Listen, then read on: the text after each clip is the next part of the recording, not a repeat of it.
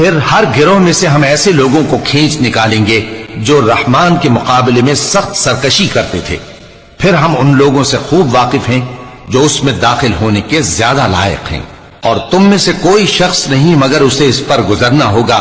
یہ تمہارے پروردگار پر لازم ہے، مقرر ہے. پھر ہم پرہیزگاروں کو نجات دیں گے اور ظالموں کو اس میں گھٹنوں کے بل پڑا ہوا چھوڑ دیں گے. اور جب ان لوگوں کے سامنے ہماری آیتیں پڑھی جاتی ہیں تو جو کافر ہیں وہ مومنوں سے کہتے ہیں کہ دونوں فریق میں سے مکان کس کے اچھے اور مجلسیں کس کی بہتر ہیں، اور ہم نے ان سے پہلے بہت سی امتیں ہلاک کر دیں، وہ لوگ ان سے ٹھاٹ باٹ اور نمود و نمائش میں کہیں اچھے تھے.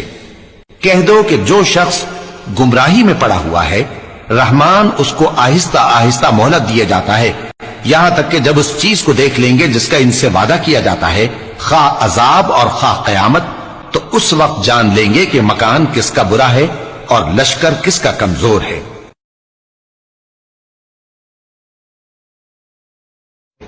اور جو لوگ ہدایت یاب ہیں اللہ ان کو زیادہ ہدایت دیتا ہے، اور نیکیاں جو باقی رہنے والی ہیں وہ تمہارے پروردگار کے ہاں صلے کے لحاظ سے خوب اور انجام کے اعتبار سے بہتر ہیں.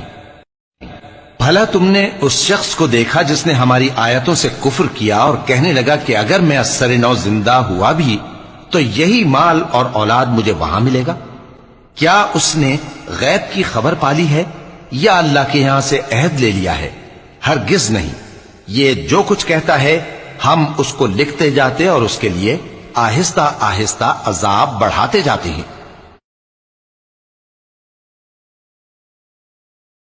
اور جو چیزیں یہ بتاتا ہے ان کے ہم وارث ہوں گے، اور یہ اکیلا ہمارے سامنے آئے گا. اور ان لوگوں نے اللہ کے سوا اور معبود بنا لیے ہیں تاکہ وہ ان کے لیے موجب عزت ہوں. ہرگز نہیں، وہ معبود ان کی پرستش سے انکار کریں گے اور ان کے دشمن و مخالف ہوں گے. کیا تم نے نہیں دیکھا کہ ہم نے شیطانوں کو کافروں پر چھوڑ رکھا ہے کہ وہ ان کو خوب اکساتے رہتے ہیں؟ تو تم ان پر عذاب کے لیے جلدی نہ کرو کہ ہم تو ان کے لیے دن شمار کر رہے ہیں.